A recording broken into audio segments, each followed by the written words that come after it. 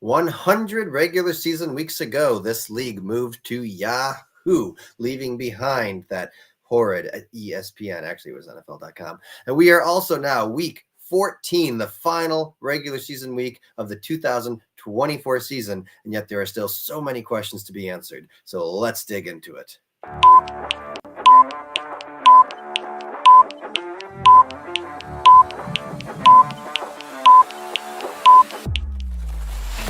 I hope I win, but it's going to take his team having some problems like last week. And it's going to take my team really putting some things together, including some guys who haven't. Yeah. Hey, man, the season's over. I've given up. Right? What?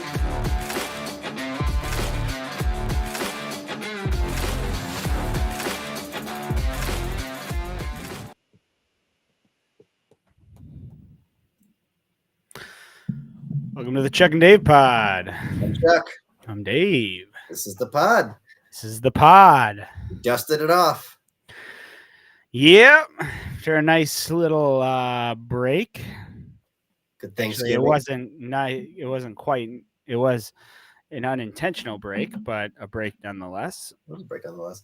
I was just thinking, you really got to update your intro thing there because your season is not over. Your season is just beginning. Yeah. Made the playoffs for the first time in 4 years?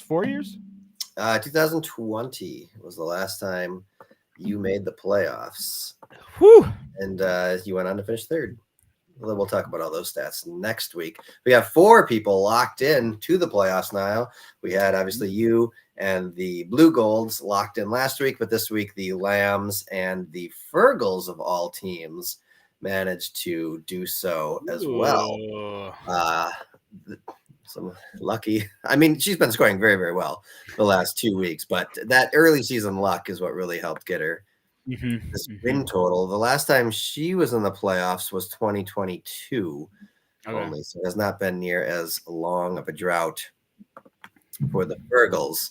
With those, there's still a lot of things to sort out this week. Also, being the 100th regular season week of the Yahoo era, and if anybody's on and you have a memory for later, drop it in the comments.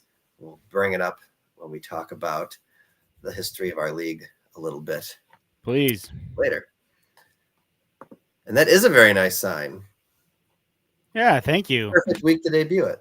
Yeah, it's a nice little new neon sign courtesy of Jorco Resale. Jorco Resale. I like it. Want to be more like they don't think it's Kenta Resale, maybe? Kentuck Resale? Tucky Resale. I like that. I don't know. I actually don't actually know what is eBay. Tucking in the cheap prices. Actually don't 100%. Let's see. What do we got? I think it's Jorco. Is he actually selling the Chuck and Dave Pod signs? No, he is not selling Chuck and Dave Pod signs for, unfortunately, this was a great collector's item. Custom build. But Jordan, there's a market. I would buy one. 5 people that might buy one. You aren't going to reach more people than you will on the Chuck and Dave. I found it at Goodwill. At Goodwill. Yeah. If I remember correctly, isn't there another Chuck and Dave Pod or a Dave and Chuck Pod on YouTube? There's Dave and Chuck the Freak. Yeah, it's like a weird. That's a really weird one. So maybe the sign could also go to that crowd. Yeah. Well, we had last week, big week, because nobody was on bye. Every team was presumably at full health wherever they are at this point for it. We now have just 1 week left in this regular season that started 14 weeks ago with everybody at 0-0. Here we go. Will we have anybody reach double-digit wins? I don't know. We will see. Well, let's dig into last week. Yeah. Which had, I like it when you have this week with more games early on because you kind of get to watch the games progress a little slower, I guess. 3 games on Thursday kind of starts things. Then you get the Friday game, kind of moves a little more, and then Sunday. It's just kind of nice having things. What color would I want? Ooh, you're going to try making them. That'd be pretty cool. I mean, honestly, color doesn't mean much to me. So That's true. You're talking to a guy who can't differentiate between green and red. So yeah, either green or red would be good. orange, brown, If they it's all black, the I can see same. black. Yellow, I can see yellow pretty well. Mm-hmm. Yeah, quite a week. Yeah, indeed. Actually, unlike because week 12, I believe all but one of the games was an upset technically, with the underdog winning. Mm-hmm. And then every single one of them, the lower ranked team won. And in this case, in this week, actually, every projection worked out and every favorite team won. There were no underdog wins this week. Nope. And one of the games was extremely close. Yeah.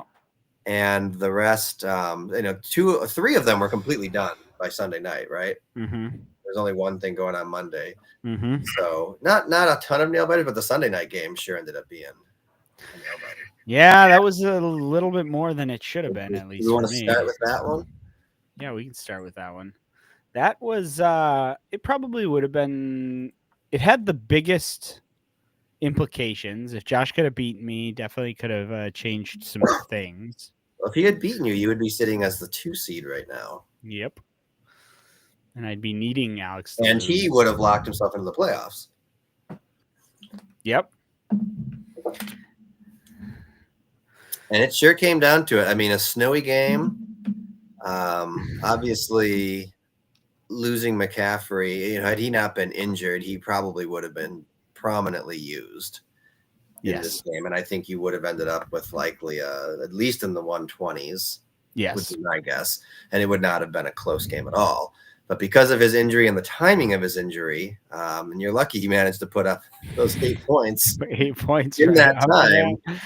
And thanks to the magic of Yahoo and our league not penalizing any sort of missed kicks, kind of hard missed kicked, you managed to. But he sure made it when he did miss one PAT, didn't he? Or no, he didn't miss. No, he didn't miss a PAT. He missed 2 like 40+ yard kicks. So he didn't do anything to lose you any points. Nope. Had he done so,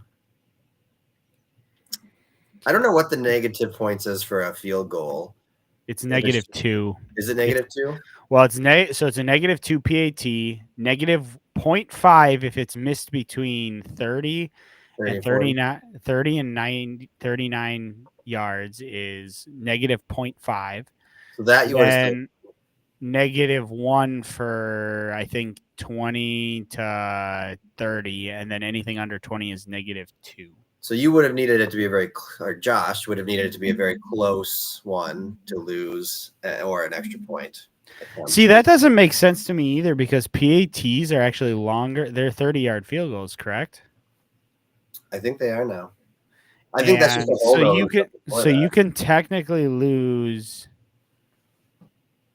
points, more points for a missed field goal than for a missed PAT. Or no, you lose more points for a missed PAT than a missed field goal that of the same yardage.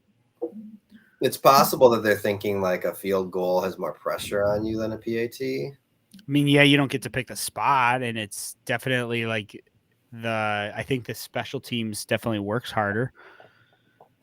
The opposing team, anyway. Yeah.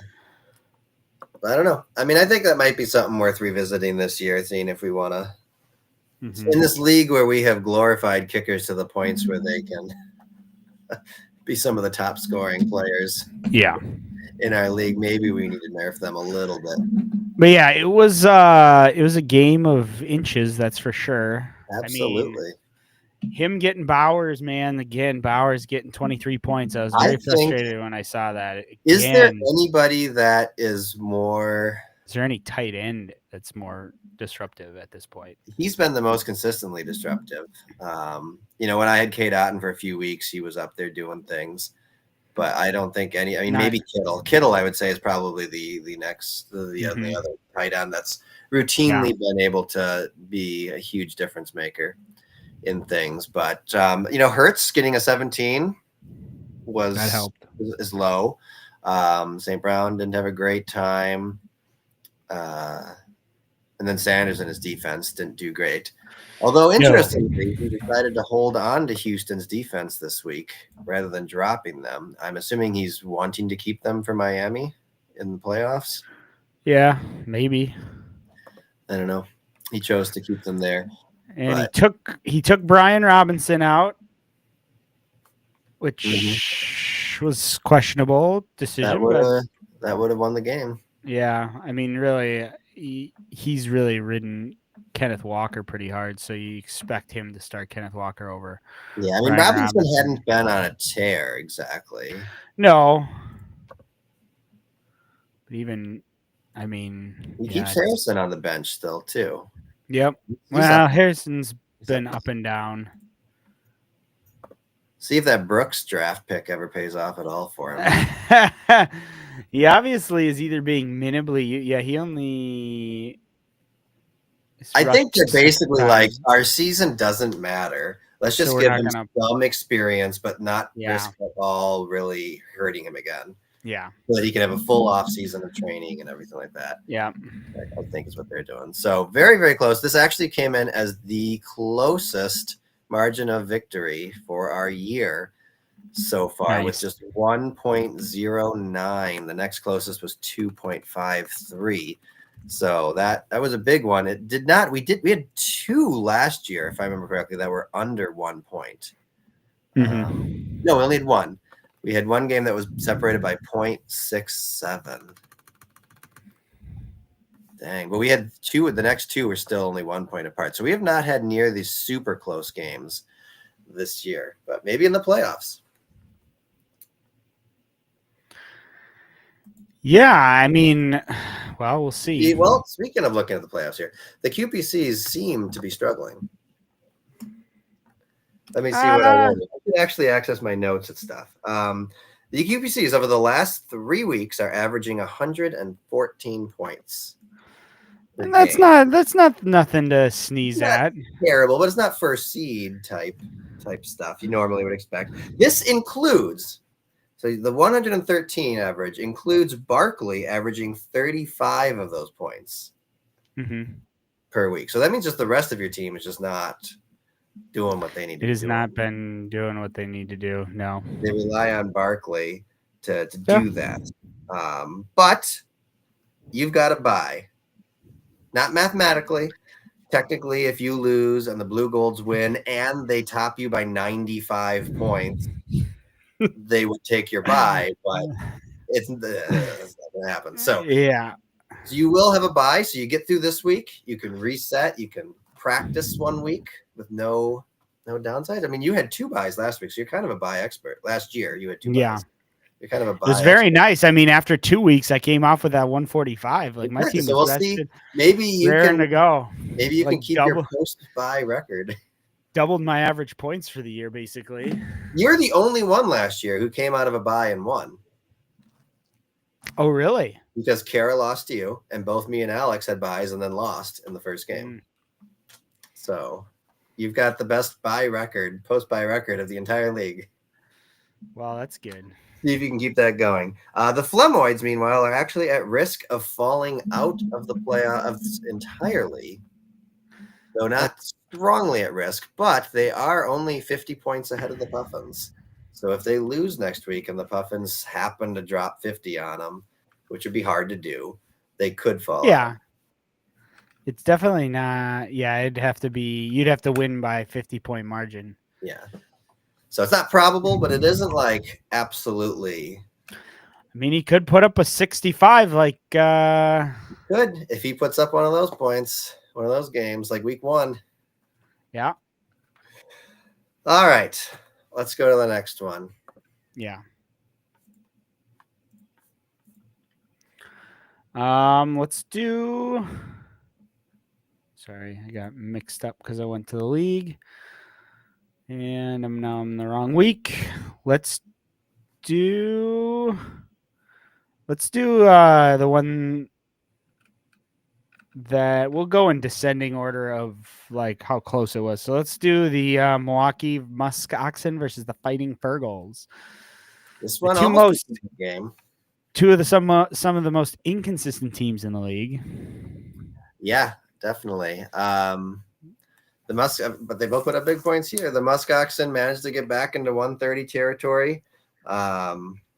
It blows my mind that he has a 130, and if you look at his starting wide receivers at least, he was 2.5, 5.5, and a 9. He was taking inspiration from my week 7 wide receiver room. yeah, right. Whatever.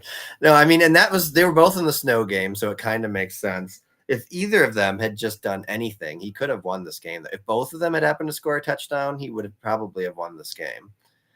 I feel like I don't know if this is necessarily just a league trend or if this is something to do with, again, our lovely commissioner tinkering with some scoring. But have you noticed this year that running backs have been scoring much, much more than wide receivers? I feel like we used to be a wide receiver. Wide receivers are not near as valuable this year. No. But a couple of years ago, it was wide receivers. And I think the league has become more of a running league again this year. Okay. The pendulum is kind of swinging. Because last year, I think we were kind of talking about how all of a sudden the passing is down. Yeah. 2 years ago when I had the all-star team, it was like passing and wide receivers were just going off on things. And running backs were kind of like just whatever. And then it all kind of swings back the other way. Because my wide receiver room is pretty much just, I mean, they're going to maybe get me 10 points apiece. I mean, unless you've got Jamar Chase, maybe a couple other guys. There's not too many wide receivers who are going to be they're regularly a threat to top 20. Yeah. Out there right now. I can't even really think of another one who's doing it super regularly. Well, maybe we'll see one as we go through stuff. But yeah, speaking of consistency stuff, I mean, Sam's scores for the last 5 weeks are 94, 96, 124, 90, and then 130. And actually, his only win, he's 1-4 in the last 5 weeks. Whew. And the only win came on one of his 90s. Wow. So he's hitting some bad luck with who he's playing when right now. But also, and we talked about this way back in the beginning of the year, how we didn't trust Sam's ability to overcome any downsides to his team because he's not going to work on it. And I think one of the big example A's here is that he continues to cling to Shakir. Does he likes he's got a safe floor, but he's not going to get you big points. Yeah, and he just keeps rolling him out. I just looked back, and Kara was also 74. Last 4 weeks is 74, 81, 154, and 145. Yeah, and I threw this out there. Kara is actually the only team this year to get 2 back-to-back 140s. That's something you would think Alex maybe would have done. Yeah, but he hasn't done it. He's never done back-to-back 140s. Only Kara has. Wow. And she's getting hot at the right time. I'll tell you that. If she can carry that into the playoffs, she will be able to possibly get some big wins. Headed towards retirement. Going in there. Let me see here. So what did I write down? I didn't write down much on this one. I must have stopped around here, I guess. For the Musk, this is their second loss while scoring over 124 points in the last 3 weeks. Wow. Which is a bit heartbreaking. Yeah. For them, although maybe he doesn't care much. Terry McLaurin really went off. I mean, she just had everybody going off. Daniels put up the big Daniels numbers again. Hill finally topped 10 points for the first time. Yeah. In a long while. He went off. Actually, Brown didn't do a whole lot, but A-Chain did well. Jacobs did well. McBride does well. McLaurin does well. She just got things out of everybody to put up that big number. Meanwhile, I mean, Josh Allen and the James Cook duo, that's what Sam lives by. Allen and Cook are cooking. He does, and that's how he was last year too. It was if the Gibbs Montgomery duo does really well, he's gonna win. And if they happen to falter, he's his teams always rely on just a couple of guys on the same team. But Andrews has been doing well. Dawdle, I honestly was a little suspect last week. I was going to say, why has he got Dawdle in there still? But hey, it worked out. 20 points there for him. There really wasn't much on his bench that he could have done better. Meanwhile, Kara Yeah. still had a lot of points on her bench. Oh, my goodness. Yeah. She still had 71 more points on her bench. Wow. I mean, we were talking before and she's like, should I put in, she was asking, should I put in Chase Brown? And she's like, well, who do I put in, Chase Brown or Terry McLaurin? And I'm like, I think McLaurin will do well. Well, she wouldn't have been able to go wrong with either one. And honestly, like if you think about it, 3-point difference. Putting even in any of her running backs versus Chain or no, sorry. Okay, so just so you know, I was at the game, heard the guy say the name. I heard Bill Jarrett say Chain. Did he? Nope, maybe it was Achan. Achan is what I've heard when it's on. I think it's Achan. It's Achan. You're right. Achan. It was I think it is Achan. I think it is.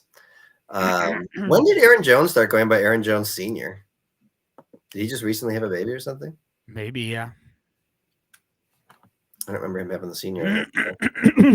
Anyway, it did end up looking pretty close. There was a time when Sam's projection was like 142, which was going to be really close there.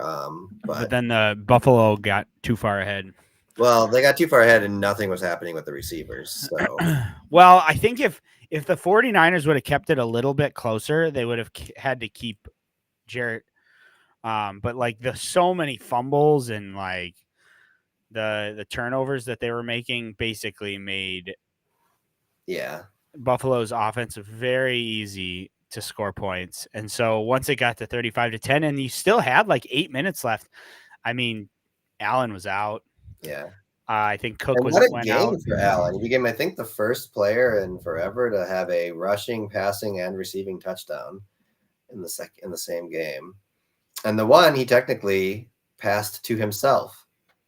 Yep. So he got a passing and a receiving touchdown. In the same he didn't pass it to himself. He passed it to a guy. And in the record books, it counts as him passing it to himself. Got the touchdown. So he got 10 points off of that touchdown. Yep. I think the last person to do that, who was I looking at? I think it was Marcus Mariota was the last person to do that, and it was a deflection.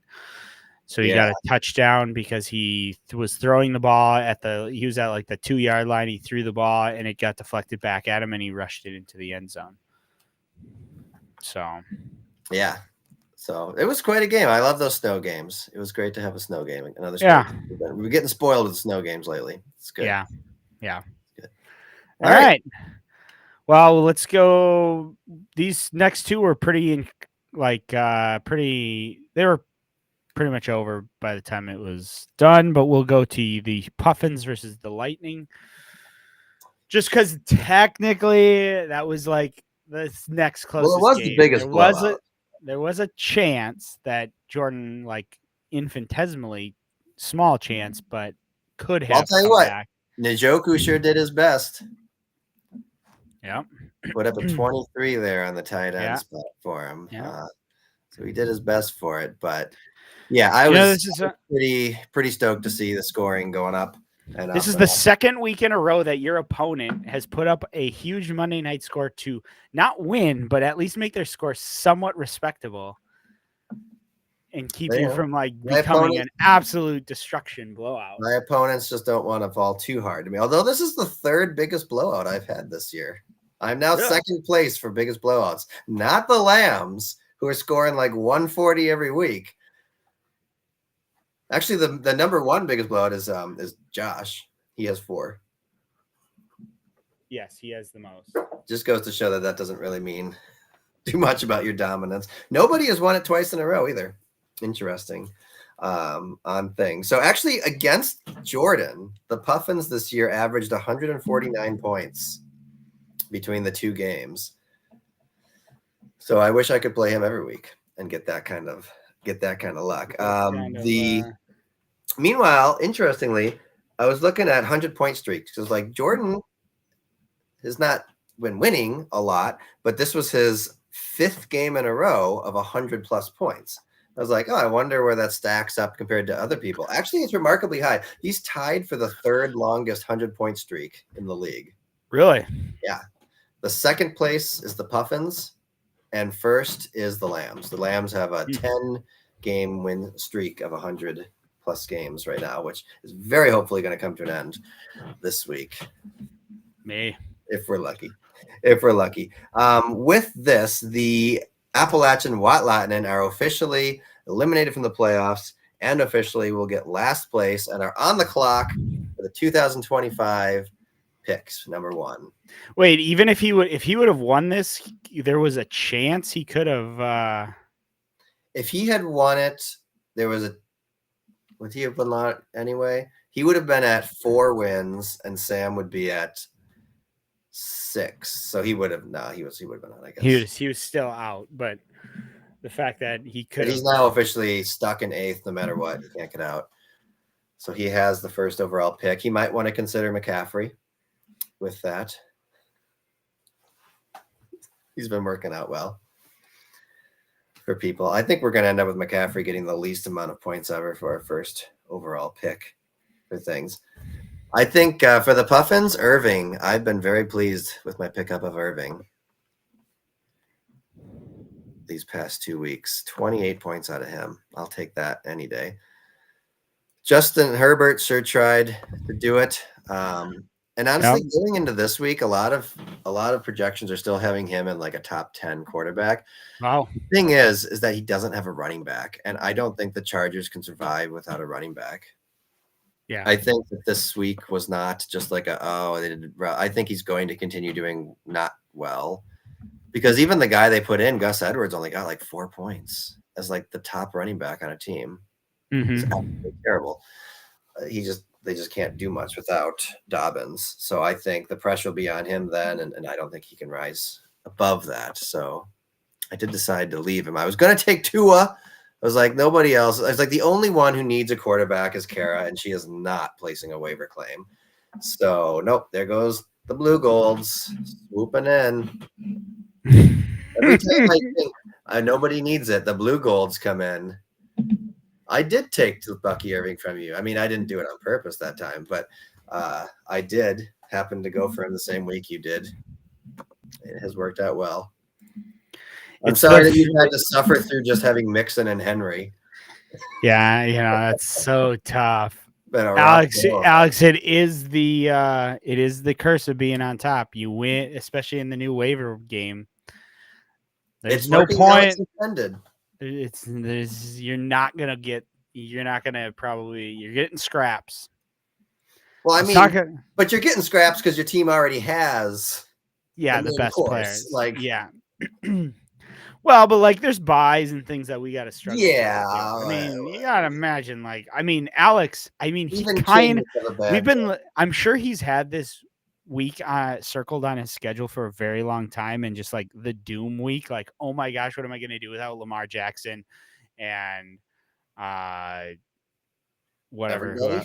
Everybody else, his 3 highest scoring players. We'll get to that. We'll get to that. Now off. We'll dig into that. The White Lightning had a pretty good showing overall. Njoku put up the 23, 19 from Burrow, 18 out of Reed. So, I mean, I feel kind of bad because honestly, Jordan's done well enough to put up some wins in these last weeks. And I have to say, it has been really nice to have a season with nobody tanking. Like everybody participating all out. Yeah, he's had nothing going for him the last 4 weeks. Doesn't matter. He's been picking up players. He's been putting up points. It's been competitive. It's fun. I mean, but you don't have any of the this guy got a free win because that one's just trying to get a pick. Well, but also what has helped is his team is a lot better than most. Overall, this year has been slightly more even than most years. I feel like the last 2-3 years, it's been very lopsided. Let's see. He's got 1,341 points. And last year, what was mine? I think you set the record for the worst year ever. So you got 1,287 altogether in the regular season. So that was a bad year, man. That was a bad year. Finished in 8th or 7th seed. She was at 1,435, which he is not. He is probably going to be around that at the end of this year. So his team total of points is going to be comparable to last year's Fergals, who were definitely in tank mode. at the end Yeah. of last year. So it's been nice to not have to worry about. They're not to worry about. I mean, honestly, it's nice to go against a team that's tanking. It's comfortable to have a go at that, but it's also kind of nice to see things just have to fold out organically. Yep. I'm sure that you would be opposed to that because tanking is part of the game. I'm not opposed to anything. What I do is I look at Jordan's team and see that he has been much more successful. And I rode the waivers. I tried to hunt as much as you think that like me giving up my whatever that one. I wouldn't say that he's been much more like, yes, he's okay. Everybody's been much more successful than your team was because it was like when he can put up 100 points 2 weeks in a row. Historically, like I wasn't breaking 3 weeks. So I'm going back 3 weeks. He's still at 100. I mean, I think your team 4 weeks. He's still over 100. If I remember correctly, your team went like 12 weeks in a row without breaking 100. 5 weeks. So I'm 5 weeks back. I'm already at week 8. Let's see. Yeah, he's got a 5 week. I had to go all the way back to week 8 for him to get a sub 100 game. If you look at my games last year, it was most of the weeks. I think after week 1. I want to go back and look at it. I think that you were like on track for like I think you have the record for the most point games under 100. But let's see. You went from week 4 all the way until week 10 not scoring 100 points. Yeah. It's 7. Then you put up a 118 aptly against Jordan in week 11 and then went back down to under 100. So you only had 4 games where you topped 100. Mm-hmm. It was rough. It was historically bad. And you were coming off of like 2 other really bad years. And I get it. I'm just saying that this year it's kind of nice that it's been everybody kind of going out. And honestly, Jordan won the trades. Neither of those trades hurt him at all. Burrow has done just as well as Jackson most weeks, and the Diggs got injured the next week, so it didn't even matter. So he just hauled in some picks and didn't lose anything. Yep.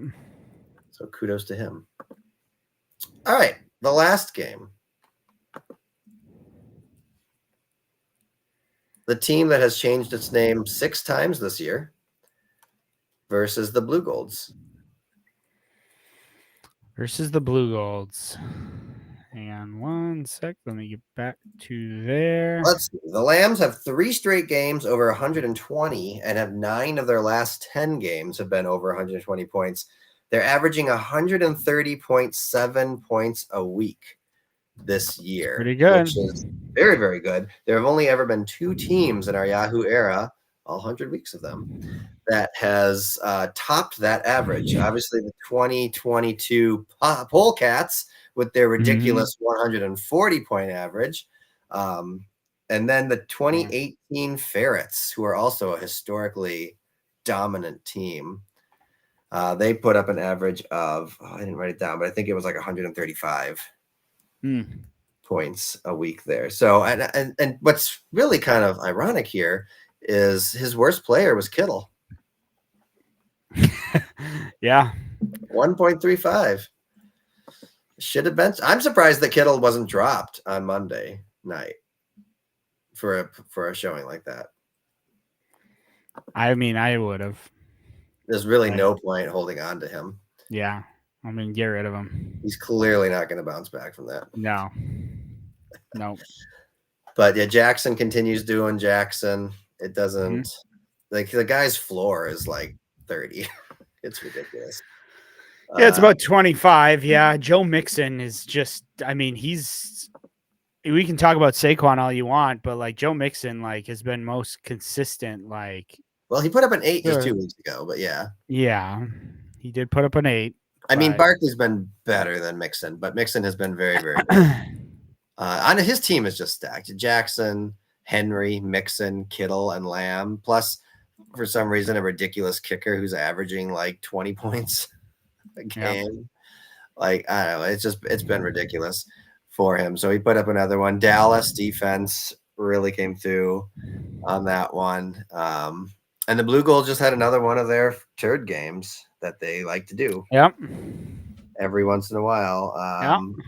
What do I have written down here? The Blue Golds are only averaging 104 points in their last 3 games. They haven't topped 108 in that time. Mm-hmm. They're not looking great, even though they clinched the playoff a week ago. It's not been great. Their kicker just got injured. Apparently, he's on IR now. Yep. Which won't be a huge issue to replace, but his defense hasn't been as elite. His quarterback situation, honestly, has never really been solved either. No, it's been pretty basic. He keeps running with Mahomes most times. He keeps Goff on his team, even though he only has 1 game over 16 since week 7. Yeah. Goff is not the reason that the Lions are getting 6 No game. Well, and again, we're not really a quarterback league anymore. The quarterback. No. I mean, we talked. Jordan and I were talking about this, and just like that 4 points per passing touchdown is really. It hampers them a It lot. needs to be changed. It makes it so that if you don't get Hurts or Daniels or Jackson, unless you're getting rushing quarterbacks, it's like the only quarterback that can just pass and get points are Burrow and Allen. Yeah, but Allen is rushing. Allen is rushing in though. Well, he doesn't get a ton of yards, but he tends to get a touchdown. Yes. Yeah. Burrow, I would say, then is the only one who's going to be putting up like 500 yards regularly to get you the points that you need. I would be okay with seeing quarterbacks brought more relevant at the same time exchanging kickers getting a little bit more penalty for the 40-yard kicks. But I mean, when Patrick Mahomes can throw for 300 yards and 3 touchdowns and still only get like 23 points, well, he put up 300 yards and 1 touchdown and got 16. Yeah. Plus, he had a fumble that brought down. But like,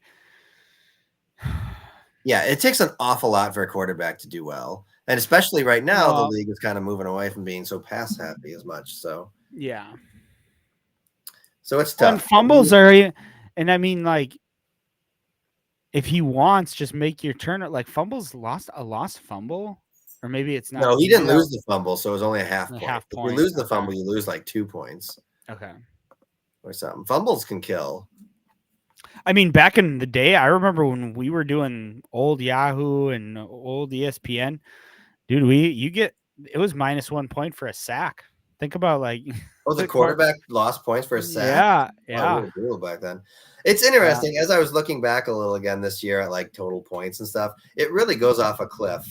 Once you get to 2020, which I think was the last year you were the manager, and all the total points are just like shoot down for everybody. Like the top point scoring team was getting basically what our lowest team is getting. Well, power creep is a real problem here. As long as everybody's playing under the same rules, it doesn't really matter. I True, guess, but there's things you can do to make it a little more equal, I guess, for things. I think the Blue Golds have a Kansas City running back problem now with Pacheco back. Yeah. There are too many cooks in the kitchen. Yeah. Well, I think Kareem Hunt's probably going to be relegated now to like way less. You'll see Pacheco. I think Pacheco's gonna. This was his first game back. They only gave him 7 carries. You'll see him. But they only gave Hunt 7 carries too, so there's 14 carries.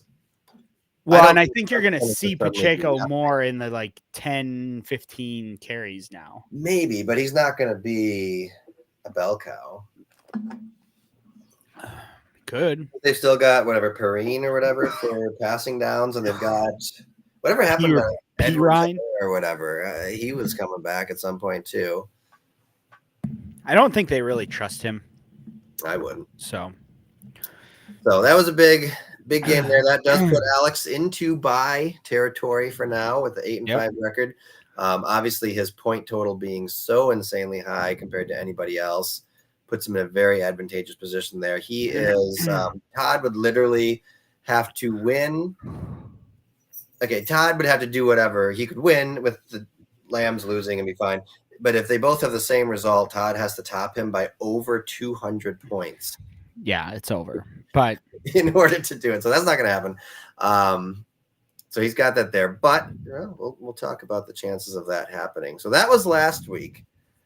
So I did write out a little bit of the seeding situations here, which we did talk about several of them. So obviously we've kind of talked about. You're in the catbird seat. The win solidifies the first seed. You have gotten first seed twice in the past, 2018 and 2020. You have never reached 10 wins in the regular season. Really? 9 you have done twice, now 3 times. No, you just jinxed it, man. I'm screwed, dude. I am so screwed. 9 is still good. 9's fine, but come on. I mean, it's an interesting. We talked about this when I was like gonna win 6 or 5 in a row or whatever, and we just blew that one up. Sorry. 131. That got blown up. There's only one other owner that has failed to reach double-digit wins ever. Who's and that? They live with you.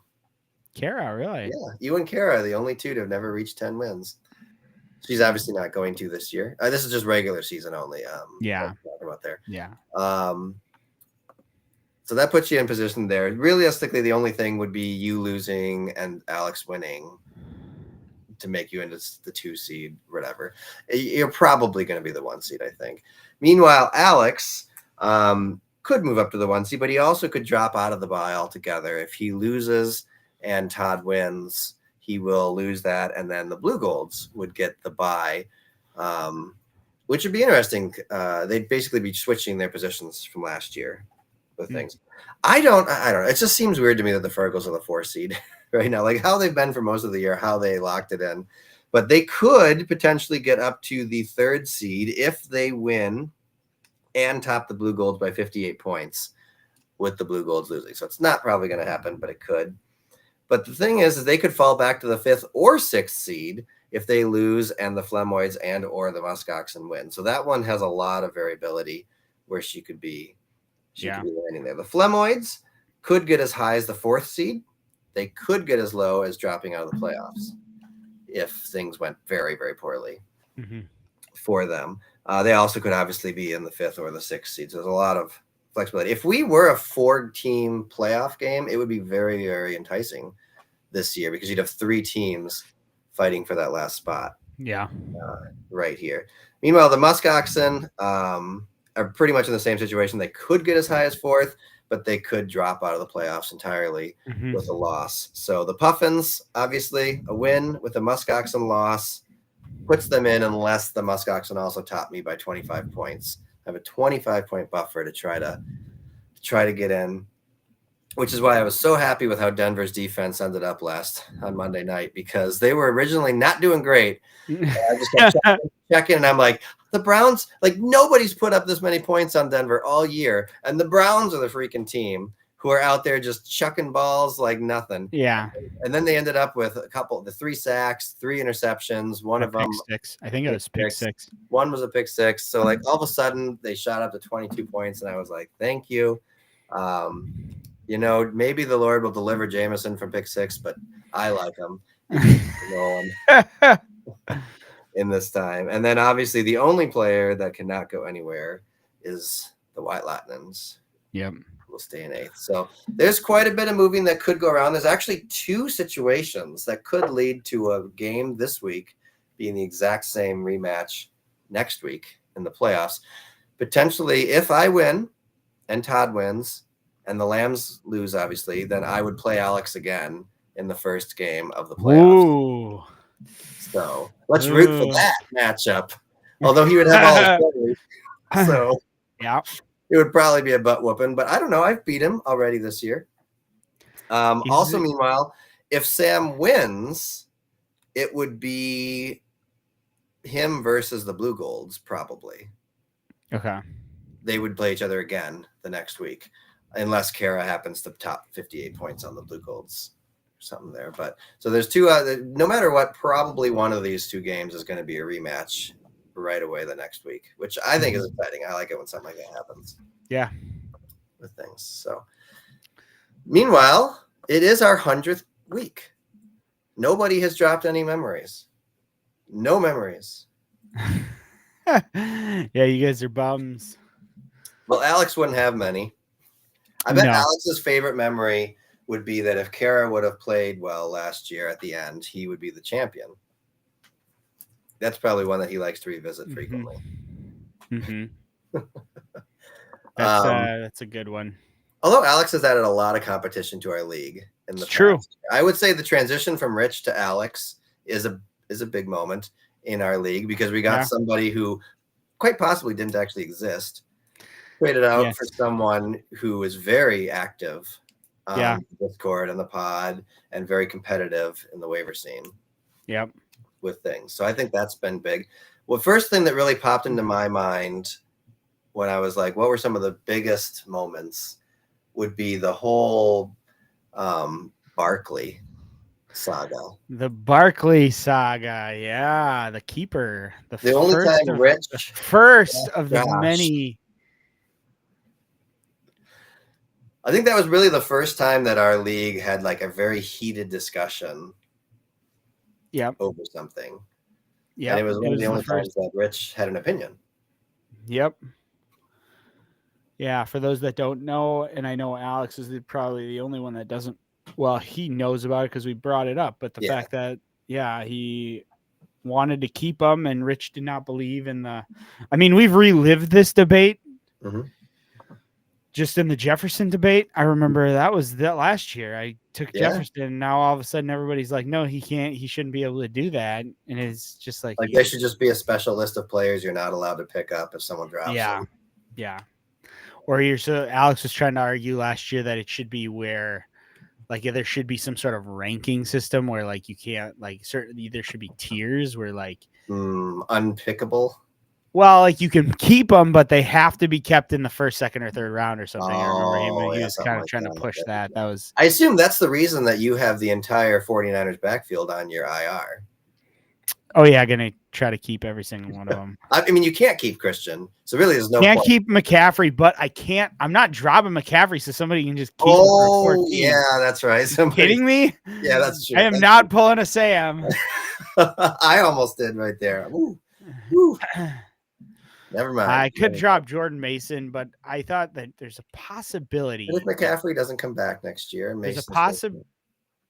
Well, I might for some reason. Like if you think about it, I think it's 4 weeks they have to be off.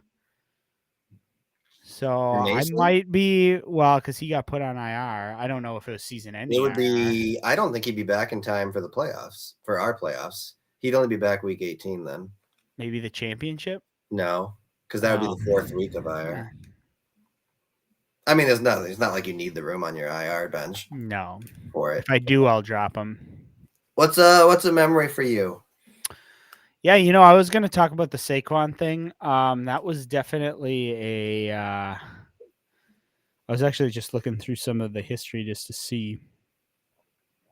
I think Todd's first 2 years are always those are real bad. 2-12, 3-11, 3-11. Yeah. Those were some rough years. I was looking back at the year I won, and I went 9-5. And that was the Fox Point Ferrets. They had 1,900 points. That's insane. 1,900 points. Now, that is a little skewed only because we would have had a longer regular season, correct? We had one more game. Nope, because the season was shorter and we only had 2 playoff games. So now we have the same length regular season this year. Oh, yeah, that's right. So, and this is back when everybody was scoring less in general, and he still managed to pull off a 135 with a complete AI generated team. Yes. Man, that's insane. And what did he do? Let me check here. He had 2 waiver moves that year. 2 waiver moves. Oh my god! He didn't even have to worry about buys. That means. Yeah, he hit it all perfect. I'm trying to look at it. And then he fell apart in the playoffs and lost both games. So he had Matt Ryan. I think it was Matt Ryan's MVP season. Mike Evans, probably early Mike Evans. This was before the Well, decimals. before the decimals. Juju Smith-Schuster, He was pretty hot for a little bit. Alvin Kamara on his when Alvin Kamara was like a stud. He's still been a stud this year. Ezekiel Elliott when he was a stud. How did he get all those players? I don't know. Melvin, I should look at. I bet there's I wonder if there's draft results. There would be. Yeah. All right. So the number 1 overall pick that year went to the Durbin Drafts, Aaron Rodgers. Oh, that's a solid. And then no lie, number 2. It used to be that like 4 or 5 teams would have a quarterback by the 3rd round. The number 2 New London Bulldogs. No wonder they only won 3 games. Deshaun Watson was the number 2 overall pick. Although, if I remember correctly, I think that was like one of the highest scoring years for Deshaun. Well, I mean, I think he was good, but like that was before I think Kara and my dad really realized that like you don't pick those quarterbacks in the first round because. Well, I'll give you this. So 2018, the highest. You're talking 2018, right? Yeah. So this is 2018. And she picked Rodgers first. Yeah. And yet the highest scoring player was also hers, and it was Patrick Mahomes. Yes, because she picked Patrick Mahomes 10th round. So she didn't need to use Rodgers. And that would have been his first year. And then, basically she didn't. Then it was Todd Gurley, Le'Veon Bell. That was you. You picked Le'Veon. So Kara had Patrick Mahomes from 2018 all the way to 2023. Yeah. 5 years. Yeah. 6 years. Dang. That might be a record. That should go in the record book. Longest 6 keeper. years with the same player. That'd be hard to find, but yeah. Yeah. Then Todd Gurley went to Jordan. You picked up Le'Veon Bell, and if I remember correctly, he was a bust. He got injured 1 year, I think. It's 2018. I mean, I wasn't terrible in 2018, was I? I went 7-7, I guess, and finished 5th seed. He didn't even play in 2018. He has no records. It's worth a try. So I think you picked him up but then I think that was the year he got suspended. Remember? Oh, well, that was a terrible first. You know, to be fair, in 2018, my draft preparation was like a lot different. Yeah. Oh, look, this is just who they're recommending. Then Antonio Brown, David Johnson, Drew Brees, and Ezekiel Elliott. Josh picked a quarterback there too. Drew Brees. I remember us kind of criticizing that. Drew Brees at number 7 overall. Kelbag Swampman. That is a weird. Oh, 2018 was the year that Le'Veon Bell was franchise tagged and literally sat out the whole year. Oh, that's right. I picked him first pick. And he did nothing. And he just So he is the worst. He's the worst first. Well, not the first overall. Well, no, because Aaron Rodgers was picked by Jordan. Durbin drafts. Oh, yeah, that's right. And then he got injured. Yeah. Yeah, but I don't think that was a first rounder. I don't think it was a first round pick. So that might. No, he was a keeper. He was a keeper. That's right. Wow, 2018. What a great. Yeah, Kara had some pretty solid. Yeah, you averaged 120 that year. Kara averaged 125. Mm-hmm. All the way down to Todd, though, averaging only 94, which was a record until just last year when you were able to. What's crazy is I picked up Christian McCaffrey in the 4th round, and you picked up Joe Mixon in the 4th round. It's just such a weird blast from the past. Like all these people, Josh picked up Tyreek Hill in the 4th round. I think the 2018 season is one of the craziest seasons we had. Yeah. Like so many weird records still stand from 2018. Crazy. Points for full season. Oh, so Todd's 2018 team still holds the record for the most points over the full season if we include playoffs. He averaged 89 points. Wow. After putting up an average, he totaled in 2 playoff games 102. Wow. Dang, what a year. I would like to also bring up the memory of, I believe it was 2022 was the year that Todd and Sam's AI generated drafts got swapped. Yep. And Sam went 3-12 and Todd went 11-4.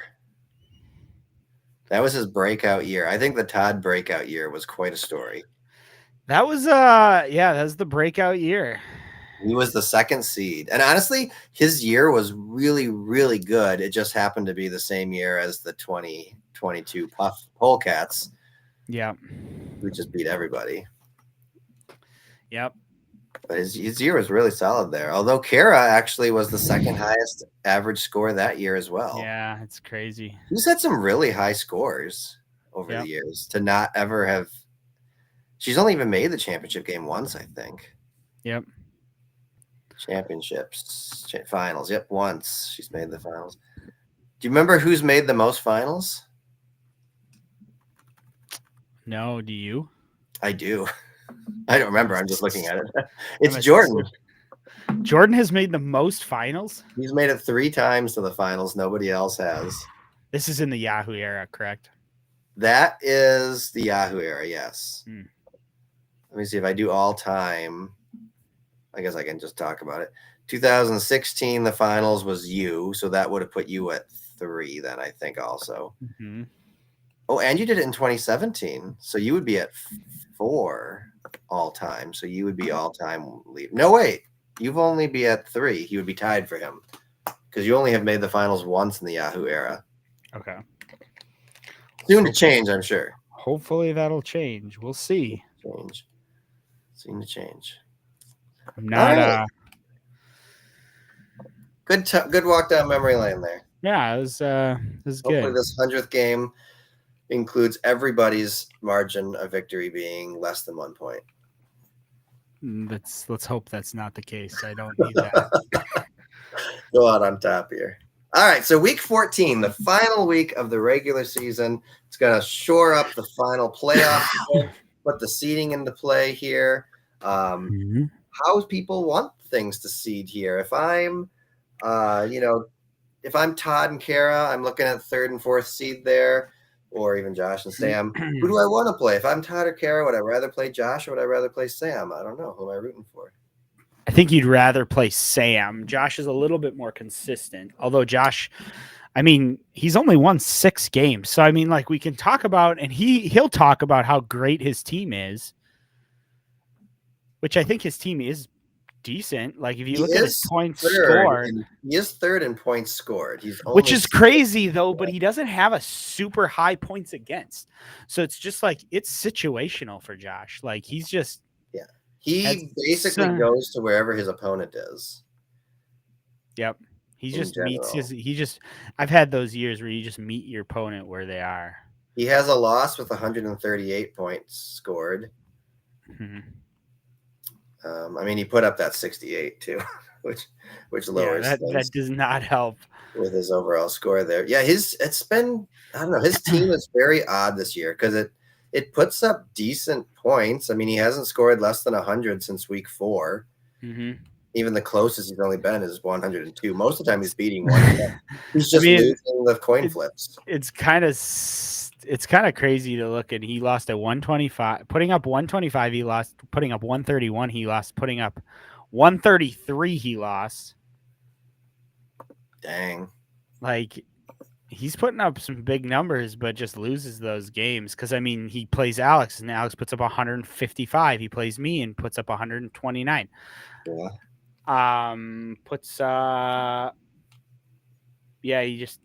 He just really struggles. But again, like, when the Milwaukee Muskoxen only score 90 on him, he throws up an 86. He couldn't top it. I only put up 108 and he can't get 107. He can only get 107. So yeah, it's just interesting. He reminds me of the Steelers of years past where they just kind of play to their opponent. Not this year, they haven't been, but in the past they kind of have. So should we start with his game? Yeah, we can start with his game. The Flemoids versus the White Latinen. We still have the White Latinen have So this is technically a rematch of rivalry week. This is the 3rd matchup, correct? No.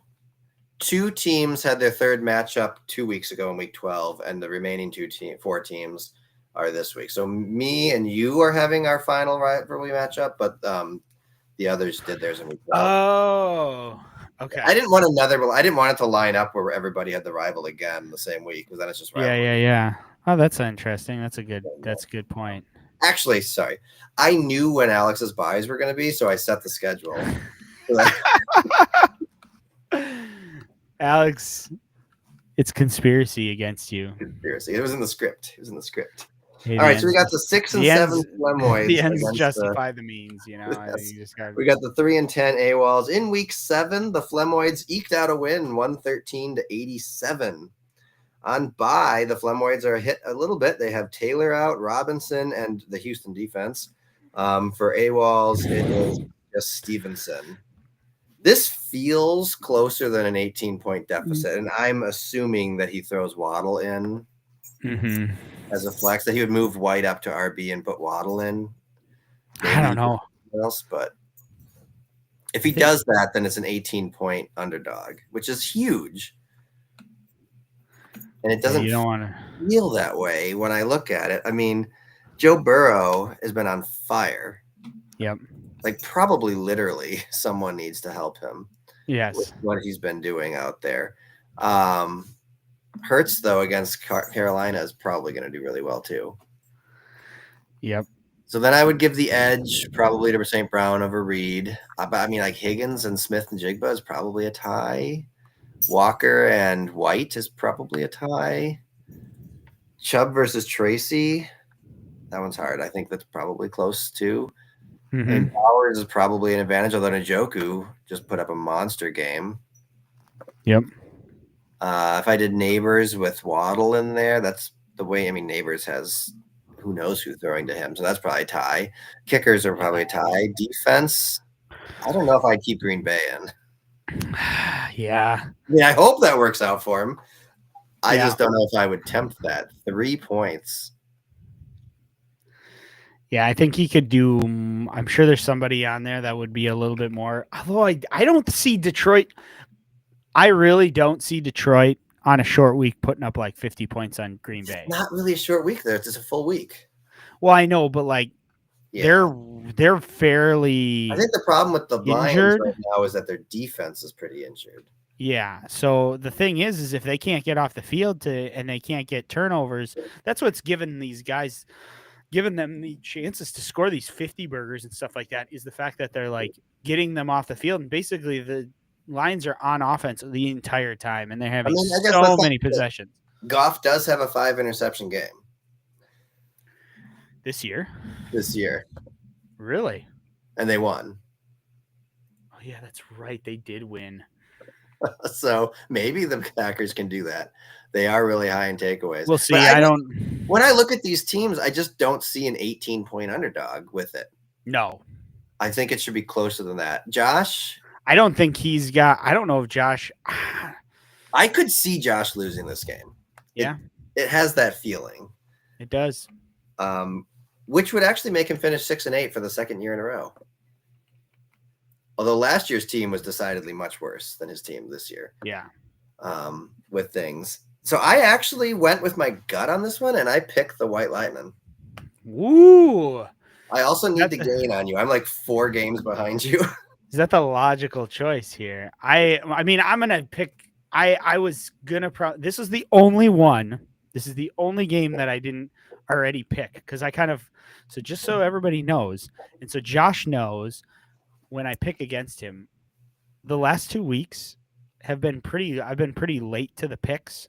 Like usually Thursday during work, I remember that I have to do my picks because I usually do them on the show, and we haven't had the show. So I was just looking at the spreadsheet and just thinking, I think this person's going to win, and I think this person's going to win. There was no like me looking. I wasn't looking at matchups. I wasn't looking at scores. You can say what you want, but Josh knows in his heart what the truth is. Yeah. When I picked Sam against Josh, or no, what was it? I can't remember who that was. Yeah, was it Josh and Sam? Yeah, when I picked Sam last week or 2 weeks ago, it was strictly on a hunch, and I didn't know that he had people out, and it's just like I was just kind of going on my gut. And then you got raked over the coals. I did. I got raked over the coals, but I was vindicated. Josh lost. You did. You did. So you're picking him again? You're picking Jordan? I'll pick Jordan. Wow, 2 picks for the underdog. That doesn't help me. Well, let's see. We'll see. If I take an underdog and you pick him too, it doesn't help. Well, see, I think we're gonna be picking the same thing because I just have this feeling because I picked. You think we're gonna pick the same for all 4? I think we're gonna pick the same for at least probably 3. Wow. We'll see. Let's pick. It's tough. I fell too far behind. Well, let's go to the Keller household game. Yes, the rivalry matchup here. The Cherrywood Cork Bowl, the Cherry Bowl. Cherry Bowl. I like it. So we got the 7-6 Fergles versus the 9-4 QPCs. In week 2, the QPCs won 134-109, but in week 8, the Fergles won 126-92. Yeah. However, the Fergles are facing a number of buys with both quarterbacks, Daniels and Stroud, out. McLaurin is out, and Tucker the kicker, who honestly she probably shouldn't have anyway, is out. While you have no buys, a full strength QPC team here, and I would like to point out, unless she keeps these empty, she's going to have to hit the waivers, which means she cannot end with just 2. She will not tie the record low. Oh, bummer. She's got to get to at least 4 now. She doesn't have the players on her bench. That is bummer. Oh, Jordan Mason technically isn't on IR. Not yet, but is he expected to, I think. Still likely. I like that you have 2 open spots on your team here. You should be stocking up for the playoff run. Yeah, I was thinking about it. Well, I was trying to think. I'm like, I almost wanted to be like you, and I'm like, who are people going to be hunting for, and what should I take from people? I feel like that would be smart, but I just I don't really have. If I fail to make the playoffs, I'm just going to drop Nakua. That'd be great, man. You mean you'd be last in line to get him, but yeah, that's true. Well, just be shady about it a little bit. Don't say anything to anybody. If he was still the commissioner, we could just slough him off on. Slough it out at the end. Can you imagine like the aneurysm that Alex would have if he suddenly saw Nakua pop up on your team in the playoffs? Yeah, he would. He'd probably die.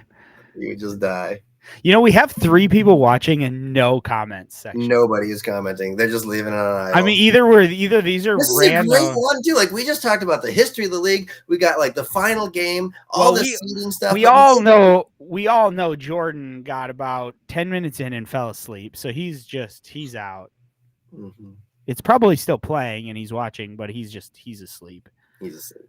Alex is probably just working or doing something with this in the background. And then I don't know if the third person might be Josh. In the background. See, the thing is Josh. If Alex is listening at all, he would have said something because we have said several things. That Josh, I just want to make something clear here. You want to be a guest on this podcast. You've said this today, and you aren't even watching. Why do you want to guest on a thing that you don't watch? Gotta earn it. Sam is it'd be like me. Josh, it'd be like me wanting to get on Joe Rogan. I don't watch Joe Rogan. I think Sam's watched more than Josh this year. Or The View.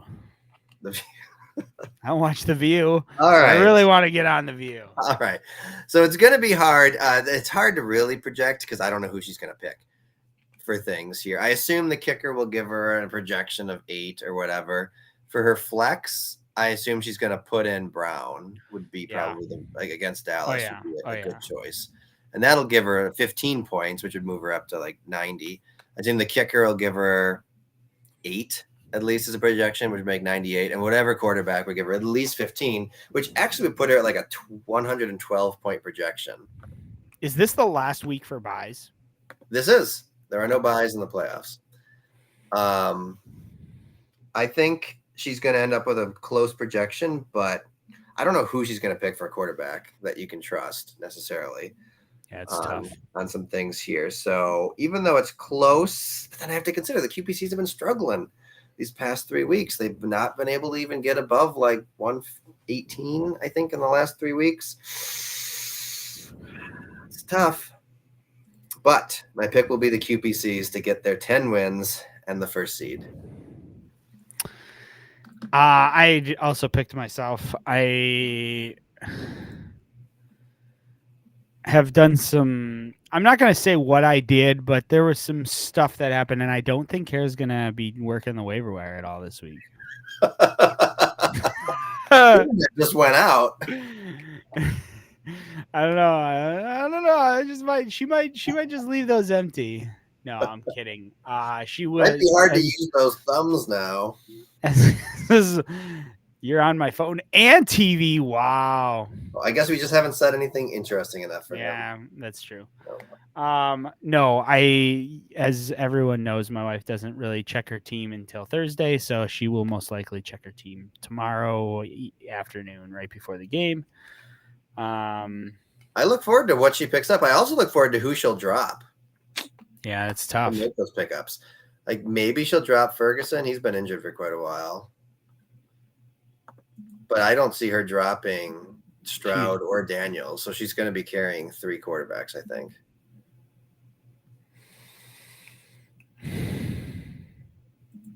I mean, she could drop Stroud. I think Stroud would be fine to drop. Her keeper, huh? Dropping the keeper. I mean, he's like not doing well enough. She's not going to start him. He hasn't scored a good game since week 4. No, Jaden Daniels is going to be her playoff quarterback.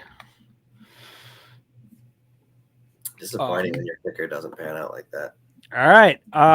Let's switch to we will wait until yours is the most. So let's do the Musk Oxen versus the Blue Golds, which does have some very big implications for you. Yes. Has very big implications for me. For Alex and Alex technically too. And vice versa because we have a game here where one player is fighting to get a bye or not have a bye, and one player is fighting to get to stay in the playoffs or fall out of the playoffs. So there's a lot league-wide seeding riding on this game here. So we have I put this one on the other page. So many notes. I should have just made a video of me just straight reading my notes from the last 2 weeks. I didn't put them on. So 2 weeks ago, I was like, I'll throw up all my notes. People will be interested. Nope. Nobody gave it. So I liked it, but I didn't. Well, then put a freaking thumbs up on it or something. Sorry, I gotta do that. I'm not. I'm not quite. So 8 and 5 Blue Golds versus the 6 and 7 Musk Oxen. Week 7, the Musk Oxen won 137-114. The Blue Golds don't have any buys. Meanwhile, the Musk Oxen have the Baltimore defense, Williams, and Andrews on a bye. This is a tough one because both of these teams are absolute wild cards. Yep. You don't know what you're going to get with either one of them. These two and the Flemoids are the most likely teams to have I could score 80, I could score 135. Yep.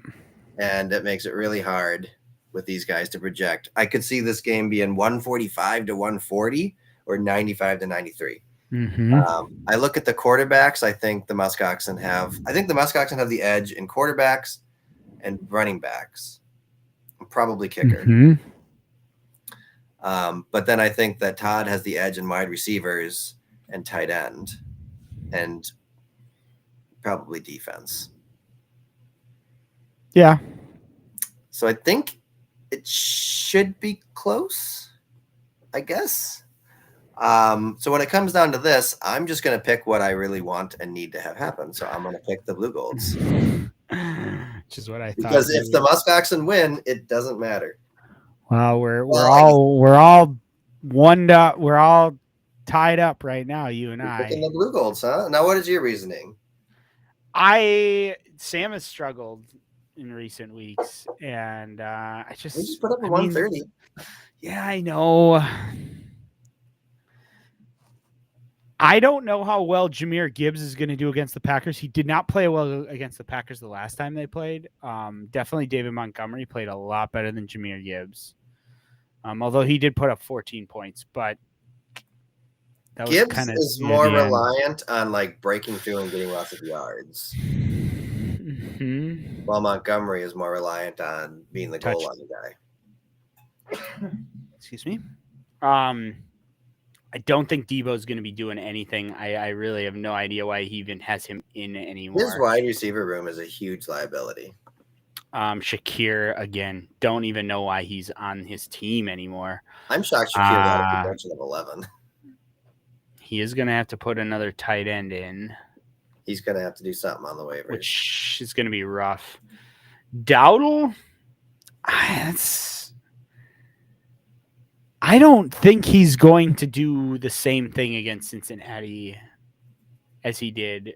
I don't think see him. Well, I feel like 11 points. I feel like 11 points is so high for him. I think every game against Cincinnati just turns into throwing. Yeah, because you're gonna get behind real fast if you. Yeah, I do not see. Eventually. But you could have Allen and Cook put up a nice 50 points together. It's true. That's my worry is that those two put up a big score. Gibbs gets something. Yeah. Aubrey ends up kicking like a nice 15. And Jameson throws like 3 picks against Pittsburgh. But it's not at home. And really what you've seen with the Bills is they play really well at home. They're 6-0 at home right now. And I feel like they've struggled a little bit more away. But yeah. It really could go either way. Mm-hmm. Which is why I really wanted Sam to win last week, because I thought that Kara had a much higher chance of losing to you than he had of losing to Todd. But yeah. This is the boat we're in. I didn't take advantage of my opportunities earlier in the year. This is going to be interesting. This is definitely I'm not I feel like my dad, I just looking at it, it almost seems like he's playing a lot of the guys that are playing each other. So like, you have Cup versus Samuel, or not Cup versus Samuel, Cup versus Shakir, Chase versus Dawdle. Swift versus Samuel. So it's going to depend on how those matchups go. If those matchups are favorable towards the other person, that's true. Absolutely. You know what? I'm going to pick Sam. Just I'm changing it out. Changing to Sam. I'm just picking Sam. All right. I honestly, Chuck, I'm rooting for you. I really wish you. I think you got a good story. I think your team has a really good story this week. I don't like that it has to be Sam that I would have to kick out to get in. Well, but I would do it. I would kick my mother out of the playoffs. But I think I really do think I would like, you got a good story. So if you, because like you have a chance to change the narrative for the last couple of years, because the last couple of years it's been the bottom 2 teams have just been the bottom 2 teams pretty much. And you have a chance to kind of change that. Well, it's certainly been for this year, the same 2 teams in the bottom for about. Well, last year was the same thing. It was me and Kara at the bottom the entire time. And it was just us, whether I was in 7th or 8th. It was just, that was the only difference. I mean, 2022, Sam and Jordan were, I guess you were down there with them, but. Yep. But 2022 was weird. Yeah. All right. This is the game of the week. Game of the week. This is the game of the week for sure. Game of the week. Most on the line. There is. We got one team trying to get a bye, potential first seed in just their second year, or fall out from buys altogether. And we got one team trying to finally pull together stunner. And although I could win and still not get in, but to get in this, we got the 5-8 Puffins versus the 8-5 Lambs to the slaughter. In week 2, the Puffins won 123-95. And in week 8, the Lambs won 162-138. So he put up that giant score on me that week. That was very sad, because I think I would have beaten anybody else that week. So that always hurts. For buys for the Puffins, the Denver D, Fairbairn, and Sutton So nothing huge there. Meanwhile, the Lambs, Mixon, Henry, Collins, Jackson, and Flowers. This group of players, I didn't include Flowers because he doesn't always start Flowers, but the group of Mixon, Henry, Colton, and Jackson, on average this year, has scored the Lambs 81 points a week. Wow. All on bye. So that's an 81 point hit. 81 point hit. So honestly, This is the kind of handicap the Puffins need. Although, again, I've been very competitive against him this year with things. So I do worry, though, still.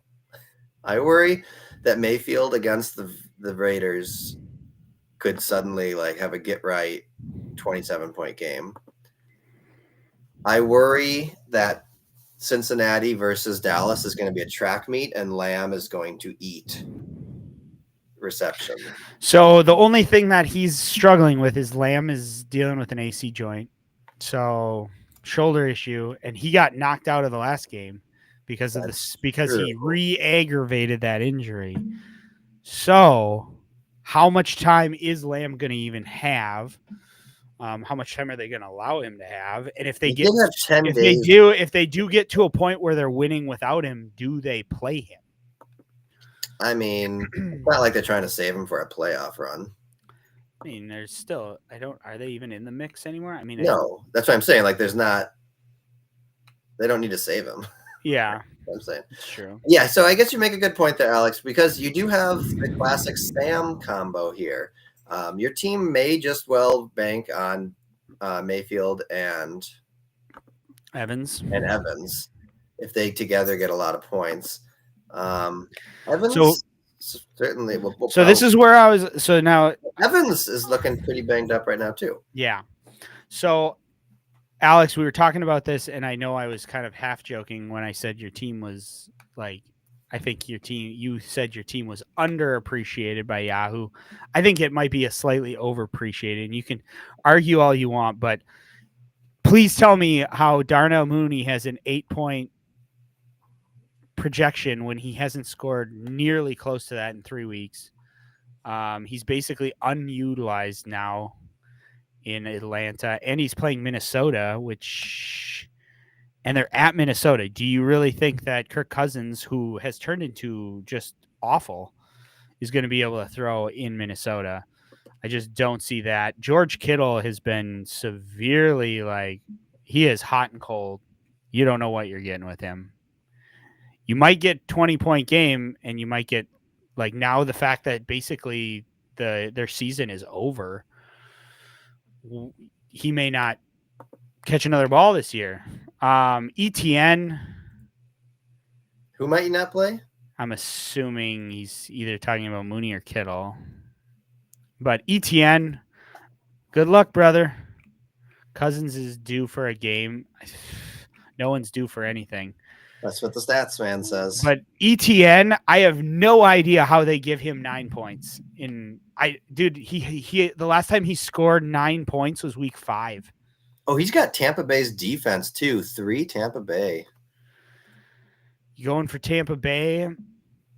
They've scored 3 points, 5 points, 5 points, 3 points, 0 points. And they are going against the Raiders, though, who have been giving up a decent amount. So again, my worry is that Lamb eats a lot.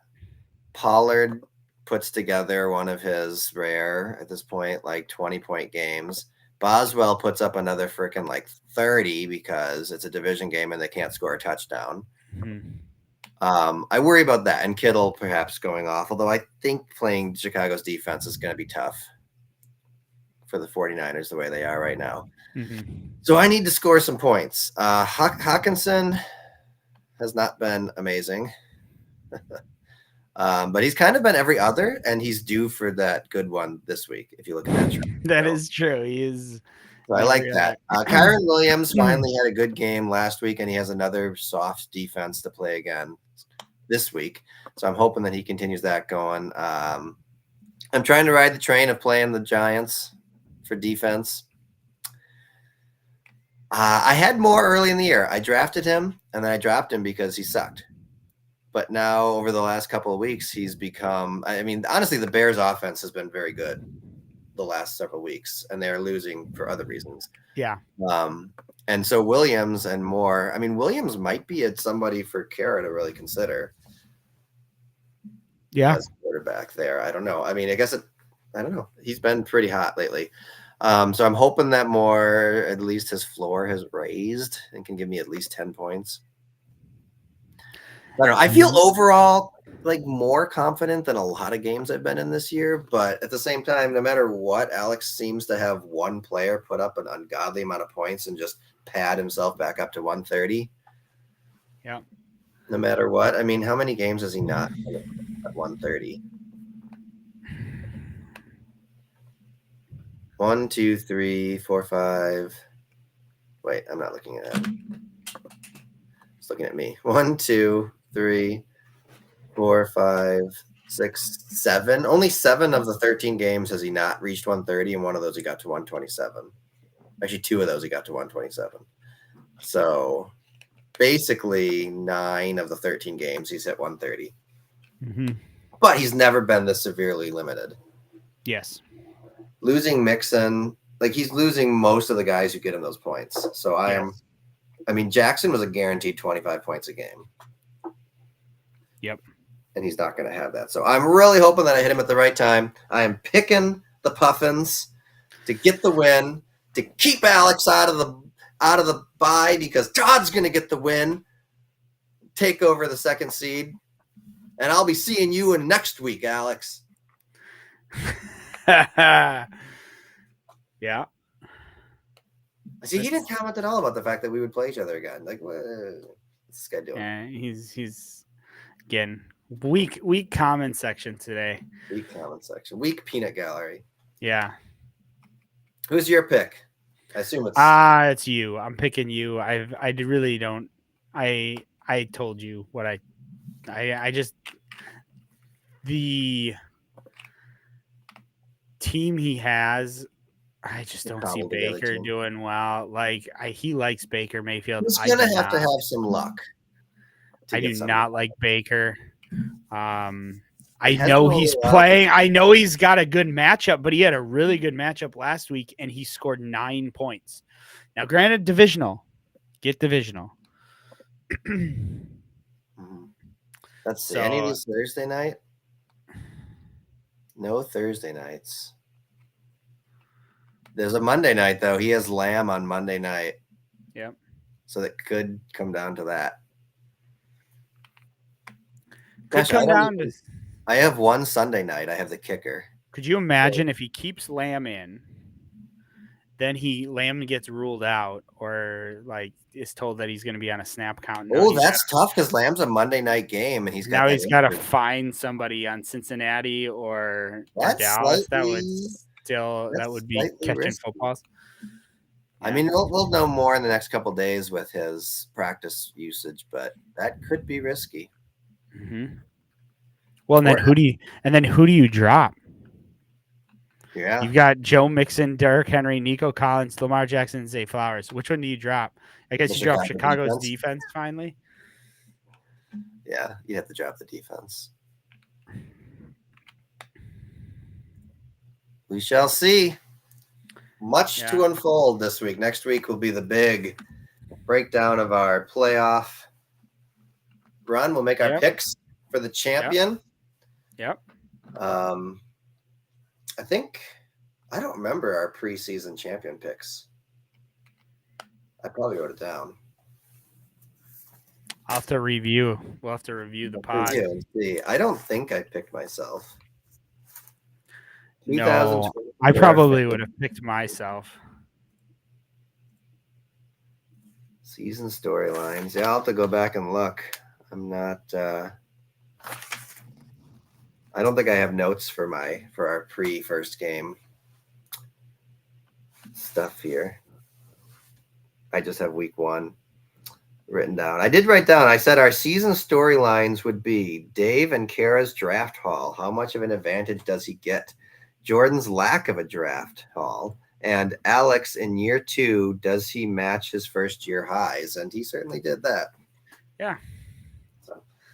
Well, All right. so the only Thoughts? thing I'll have to say is the current projections right now have me at 10-4, Oh yeah, the projections. Alex at 8-6, the New London Blue Golds at 8-6, the Oh, it has been Flemoids missing out. 7-7. They have Oh, it has Sam winning.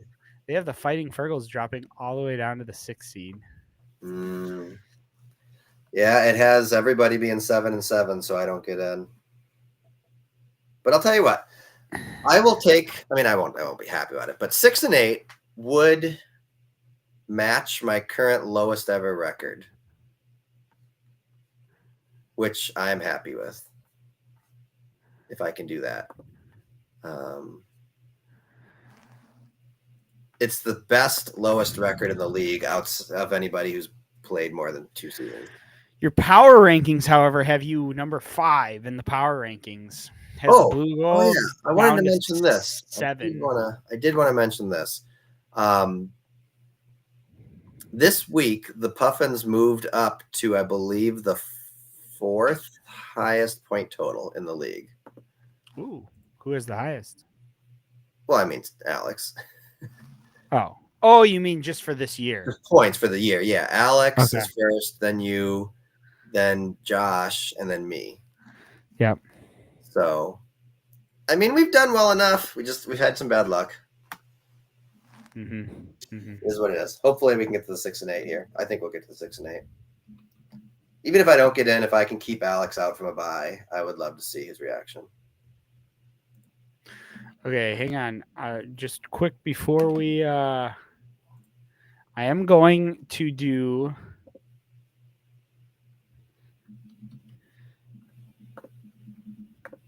I found that. Did you find that website? I did. It was called Fantasy Football Ranker.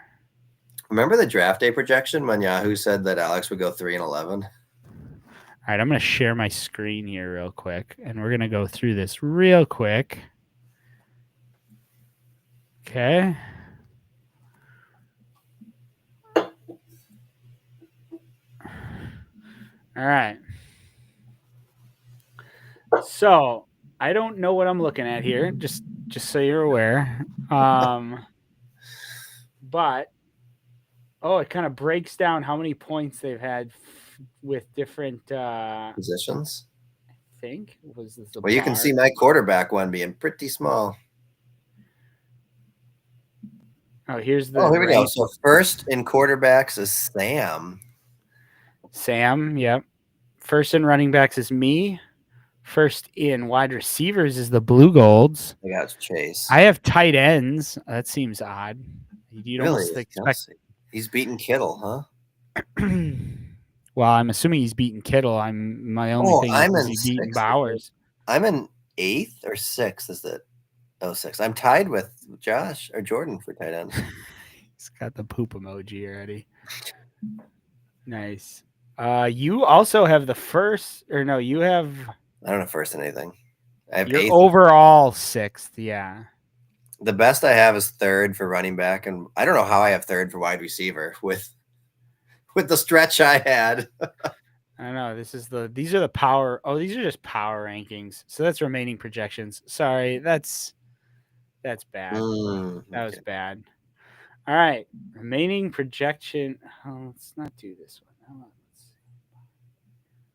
Ranker. This is week 14.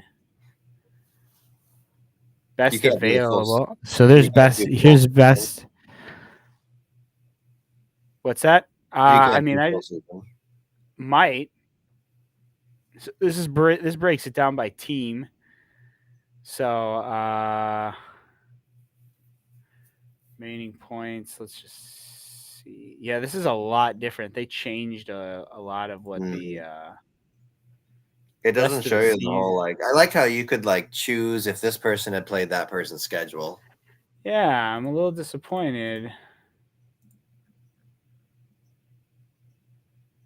They changed what this was. Yeah, you used to be able to see. Interesting. Oh well. Well, now it's just it just shows you league power rankings, which is just best available. Yeah. Oh, that's a shame. Well, Yeah. oh well. Well, enjoy the 100th week. I look forward to. I assume there will be a pre-recorded speech at some point from our commissioner, talking about the 100th week and what it means. So I look forward to seeing that come out in the coming days. You'd assume that, yeah. You would. I would assume that. Certainly, he would not let it fall to just some random member of the league to commemorate such an occasion. It's true. Come on, Josh. You know what to do. Step up. So good luck to everyone this week except Sam and Alex. No Alex. I'm against good luck to everybody but Alex. But the Kara and the Dave and the Jordan, I'd like to see a Jordan upset, personally. Ideally, I would like Sam to get in and Josh to lose bad enough that he's the one that falls out. The commission, that would be an epic loss. But here's the problem with him is that I am 50 points behind him, but Sam is farther behind. Yeah. Sam, I think, is like 75 points behind. So that's not likely to happen. Put that there, but we can dream. Get that 64 again. Yeah, that'd be much more difficult. All right. Well, have a great week, everyone. Yeah, have a good one, guys.